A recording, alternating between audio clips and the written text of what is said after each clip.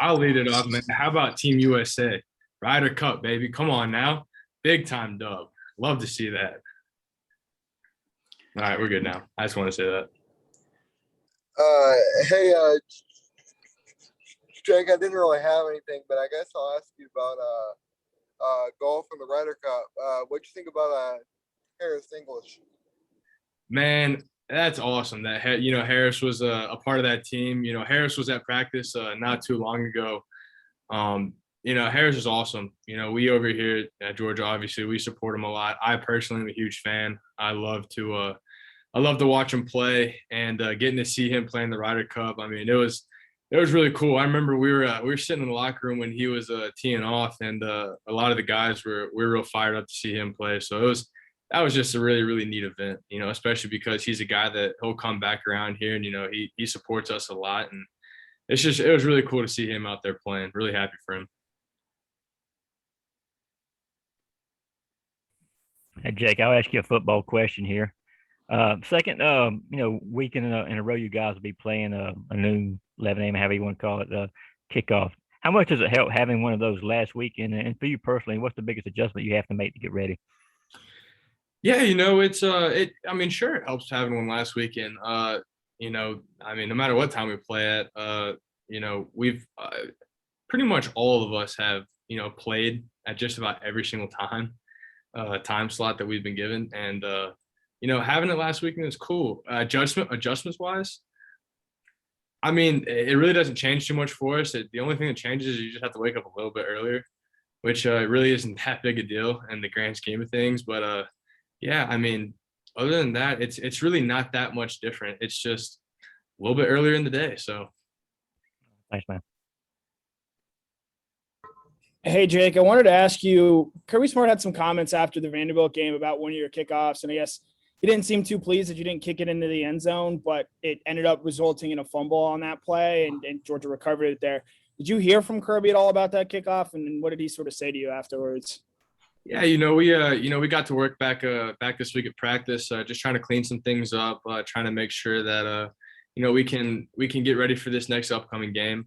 We're never gonna go out there and be perfect, and everything's not always gonna go as planned. So just getting back in the lab and getting back to work on everything, and just continue to have a lot of confidence is that's kind of what we went back to and got back to work with. So. Jake, Kirby told us today that Scott Cochran has been back around the team a little bit. What's it been like having him back in the building? Yeah, Coach Coch's awesome. He's a huge part of the family here, and everybody on this team loves him. We're just continuing to support him, and we just everybody on this team is here for him. We all love him dearly, and it's awesome to hear that he's doing so much better. And yeah, we're really looking forward to him continuing to be the guy that he is. Jake, with a couple of the kind of pin backs, I'm thinking about Aaron Smith or Amir Speed. Do you ever catch yourself kind of losing focus and kind of watching who's running down there? Because I know you have assignments after the ball leaves your foot. Yeah, I'm gonna be honest. Most of the time, I'm kind of just focusing on the catching the ball, punting the ball, seeing the ball. But in regards to who's running down there, obviously, we don't ever want anybody to get injured. We don't ever want anybody to to be out.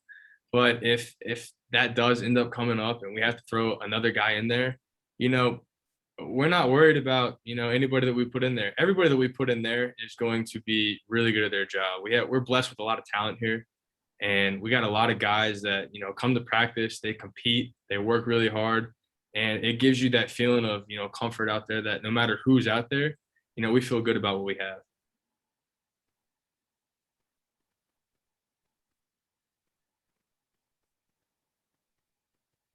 Questions, anyone else? Anybody?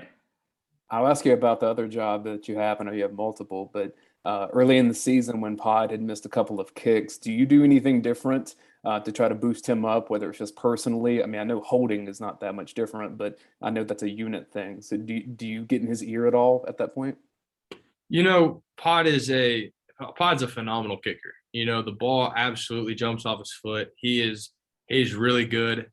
And it's one of those things that, in life, you're going to miss a couple kicks. It's going to happen. We never want it to happen. Obviously we aren't very pleased when it happens, but it's going to happen. So, just being there and just being able to be someone who he can lean on. Everybody's gone out there and had a mistake. I sure have. Everybody has. And just being able to have a friendship in that is just, I'm just trying to be there for him no matter what happens. And I know that he's always going to bounce back. He's really good. He works really, really hard. And I continue to look forward to seeing how well he does the rest of this season. Jake, I guess you crossed over with Coach Pittman 2 years while he was here. I don't know how much time y'all spent together, but what would your best Coach Pittman story be? Oh man, gosh, I don't know if I got any huge Coach Pittman stories. I love Coach Pittman. He was awesome. I personally didn't get to spend as much time with him, given I'm a punter, and he was working with the O-line, so I don't really fit that category. But I don't know if I could tell you that I have any stories, but he was awesome when he was here. We really enjoyed having him here. And he's a really great guy. So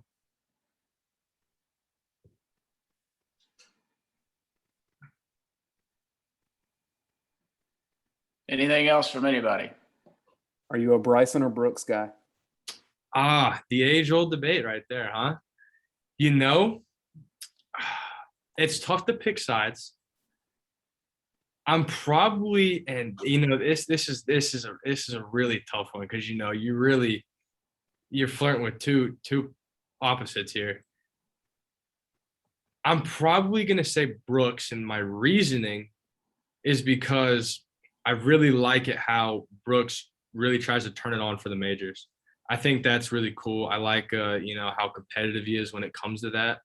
I'm all about that. I will say though, I think that what Bryson's doing with the game, and how he's hitting the ball really far. A lot of people don't like that, but he's just out there trying to do something a little bit different, and you can't really knock a guy for that. So I think what Bryson's doing is cool in a sense, but I probably have to say, if I was rooting for one, playing against the other, I'm probably going to be rooting for Brooks. I've enjoyed watching him play over the past few years.